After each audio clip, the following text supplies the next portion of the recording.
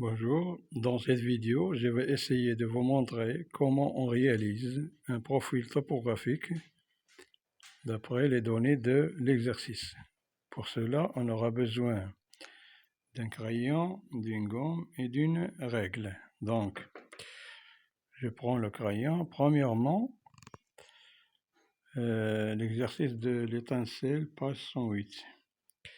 Je dois désigner les altitudes qui apparaissent ici sur la carte. Donc, je commence ici, je vais les écrire en crayon. Par exemple, ici j'ai 90, ici nous avons ici 110, donc entre 90 et 100 et 110, ce sera 100. Donc la différence est de 10 mètres, c'est l'équidistance. 110, donc ici, 110, on passe à 120. Voilà, cette courbe de niveau et d'altitude 120, voilà. Ici, ça sera 130. Voilà, et celle-ci, 140. Voilà. Donc, voilà 120. Ici, j'ai 130. Ben voilà, ça continue ici. Donc, celle-ci, je peux la nommer parce qu'elle va se répéter. 130. Celle-ci, c'est 120, elle est déjà écrite ici. Celle-ci, ça sera 110. Celle-ci, c'est 100. 90, 80, 70, 60, et voilà. Si je passe de l'autre côté là, je vais voir ici, je vais trouver ici 50. D'accord? Donc le profil, donc la première question, préciser la valeur de l'équidistance. Donc on avait vu que égale la différence entre les courbes de niveau, c'est 10 mètres. Voilà. L'altitude du point T, Y et A, donc je reviens pour T, voilà, et se trouve entre 100 et 110, à peu près au milieu. Donc ça sera entre 100 et 110, ce sera à peu près 100, 105. À peu près environ 105 mètres. Pour la lettre, le point T, donc voilà, Y ici, il se trouve entre 50, voilà, et j'ai ici 90, 80, 70, 60, et celle-ci c'est 50, 50, donc entre 50 et 60, donc je vais nommer ici 55, à peu près, hein. Voilà. Pour la lettre A, je cherchais A ici, donc A c'est 140, et ici j'ai 130, donc c'est pas au milieu, donc à peu près c'est 138, 39, 37, voilà, d'accord.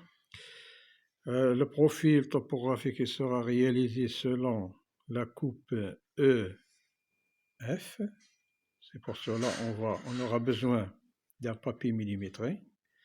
Le voilà ici en bas. Donc voilà, l'orientation, c'est le nord de la carte. Donc, parce qu'on va désigner après réalisation du profil l'orientation des points E et des points F. Donc on aura besoin on va se servir de cette flèche-là qui indique le nord géographique, hein. D'accord? Donc maintenant, on va passer à réaliser le profil, d'après la question, troisièmement, tracer le profil topographique passant par le point AEAF, celui-là. D'accord? Donc, pour cela, on aura besoin d'un papier millimétré ici, déplacé là. Donc, on doit d'abord tracer ici deux axes perpendiculaires. Un axe qui va représenter ici l'altitude. Voilà. En mètres toujours. Et ici, ce sera la longueur الطول ديال هذا il est désigné par l'échelle que donne la carte, celui-là. Vous voyez ici, cette partie-là, c'est une échelle graphique. Ça représente 20 000 mètres, cette partie-là. Donc, je dois la déposer ici et déduire la distance réelle. D'accord? Donc, voilà. Donc, avant de graduer l'axe des altitudes, je dois chercher la plus basse altitude dans l'axe. Donc, j'ai ici 50. Donc, je vais mettre 40. Et la plus haute, c'est 140. D'accord? Pour l'échelle que je vais utiliser pour l'axe des altitudes et les données, c'est 1 cm représente 20 mètres. Donc sur l'axe des Y, je vais mettre ici, voilà. Donc je vais mettre ici la plus basse altitude. Donc j'écris ici 40. Puisque la différence c'est 20 cm, donc 40 plus 20 c'est 60. 60, 80.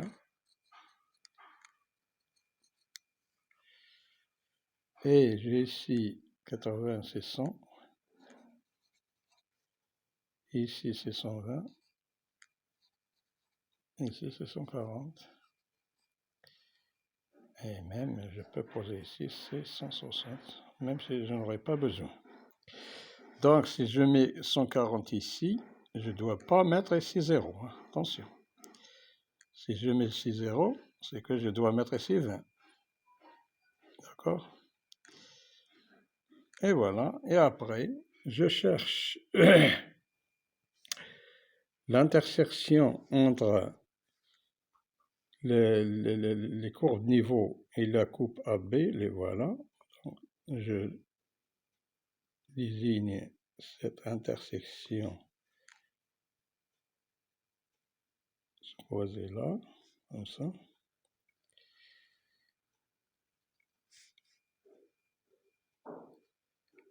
Donc, chaque courbe s'intersection avec la coupe de F. Et voilà. Ici, comme vous voyez, c'est 50.